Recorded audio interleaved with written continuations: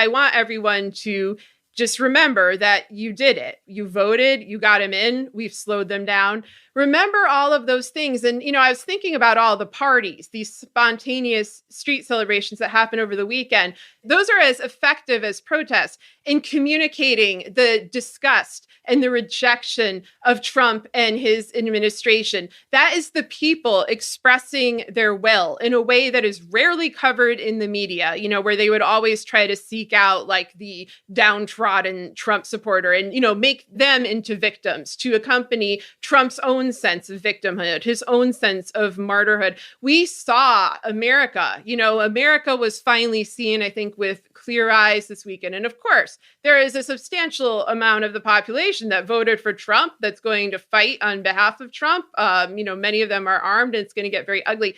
But continue to show your dissent and continue to celebrate your victories as things go on. It's just absolutely critically important that we have some kind of transparent, objective metric of what people in this country want and who we want to represent us, because they are going to try to rewrite reality in front of our eyes. Yep. It's going to be just like Inauguration Day, back in 2017 when Trump said he had the biggest crowds in U.S. history and there was hardly anybody there. They're going to do this all the time. Hopefully the media will not continue to fall for these same tricks. They were actually better than I thought they would be during the week in terms of, not calling the election early for Trump, showing some caution.